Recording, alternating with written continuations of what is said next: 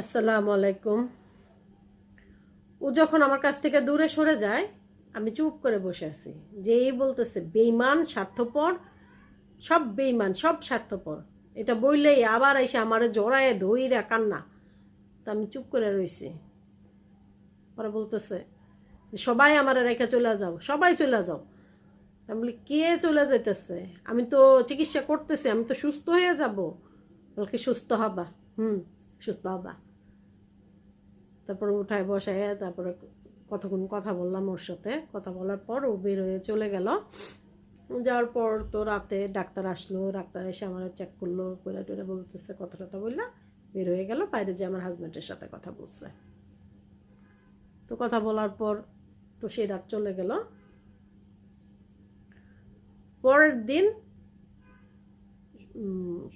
Visiting আওয়ারে আপা আসে। আপা আমার হাজব্যান্ডের ফুফাতো বোন, আমরা নিজের বোনের মতোই জানি, বড় ননাস। ওনার ছেলে আরাফাত আসে, আবেরের ছোট ভাই। তো আবার এসে আমারে দেখা জিজ্ঞেস করতেছে কি অবস্থা কি। তারপরে রেবেকা আসে, আপার বড় মেয়ে, আবেরের বড় বোন। তো রেবেকাও আমার খোঁজখবর নিল, নিয়ে ও বাইরে গেল।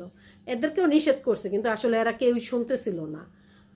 সবাই মানে পাগল হয়ে গেছে আমাকে একটু এক নজর দেখার জন্য।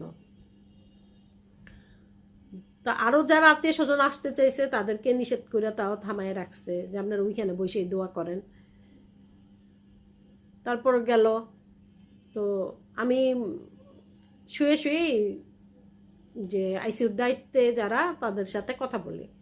তো ওরা বলতো আল্লাহর রহমতে তো ভালো, এখন আপনার অক্সিজেন লেভেলের কমে আসছে, এখন আর বেশি লাগে না, আপনার 2 লিটারের মতো লাগে। তো আমি বলতেছি যে আচ্ছা 2 লিটার হইলে কি আমার কেবিনে যে আছে সেটা দেওয়া হবে না?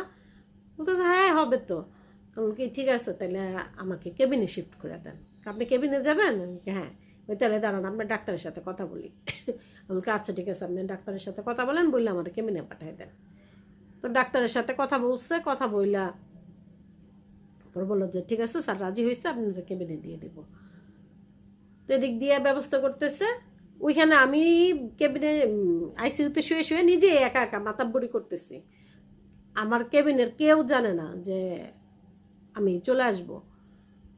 তো অলরেডি যখন উনি বলতেছে যে আমার ভাই ওরা বাইরে, তো বলতেছে যে আপনাদের পেশেন্টকে নিয়ে যান কেবিনে। এইটা শুনে তো সোহাগ ভীষণ রাগ হয়ে গেছে, ভীষণ রাগ। আজকে এই পর্যন্ত।